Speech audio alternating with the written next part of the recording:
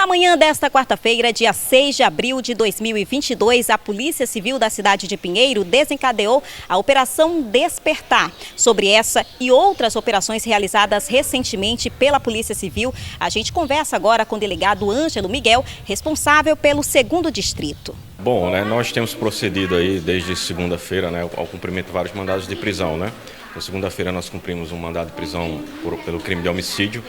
Ontem nós já cumprimos um outro mandado de prisão por furto qualificado e na manhã de hoje nós cumprimos mais 3 mandados de prisão por furto qualificado também.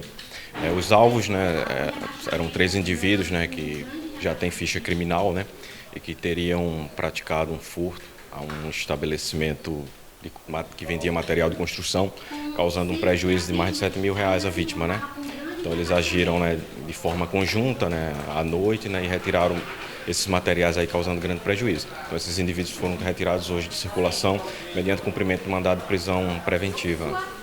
A gente, é claro, tem que falar sobre a data. Isso aconteceu no ano passado, em dezembro. Agora, em abril, eles foram presos, capturados pela Justiça. Esse tempo aí de investigação, como é que foi para a polícia chegar a esses autores? Bom, a gente precisa ouvir testemunhas, precisa ir atrás de câmeras e após a gente identificar, a gente faz a representação para o Poder Judiciário, que tem sido a terceira vara, que tem tomado essas decisões. Em seguida a gente aguarda a decisão judicial e tão logo a decisão judicial saia, a gente vai para a rua e faz o cumprimento. Após esse cumprimento, a gente ainda vai continuar, porque a gente vai ter que concluir o inquérito, a gente vai ter um prazo de 10 dias para concluir esse inquérito. E eles sendo indiciados, a gente vai remeter para o Ministério Público para que eles possam fazer a denúncia, para que eles continuem presos. Delegado, é importante a gente falar sobre esses protocolos, porque assim, a população sempre acaba reclamando muito. Eu sei que você ouve sobre isso, demora nas investigações, demora nos resultados, então é importante que a população entenda que a Polícia Civil ela não chega somente e prende, ela precisa ter realmente, fazer esse trabalho de investigação para ter como sustentar essas prisões. Exatamente, Pinheiro não é uma cidade fácil, é uma cidade de muitos habitantes, e a gente sabe que, infelizmente, a quantidade de crimes, principalmente de furtos, é muito grande, relacionado principalmente à questão de droga, muita gente furta às vezes para poder sustentar o vício, Então o que é que acontece, A gente leva um certo tempo, precisa levar um tempo para poder identificar, para ouvir pessoas, para fazer representação, para aguardar a ordem judicial. A gente sabe, que a população quer a resposta o mais rápido possível, praticamente de imediato, Mas a gente precisa desses percalços porque são os percalços estabelecidos pela lei, Então a gente precisa prosseguir esse caminho,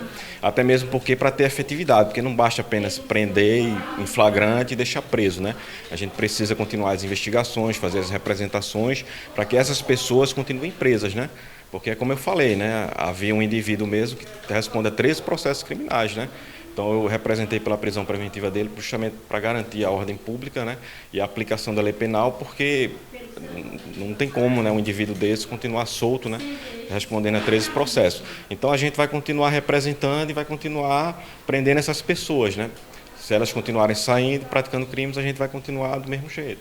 É uma luta árdua, realmente, aquela questão até de enxugar gelo muitas vezes, que é o que a gente fala.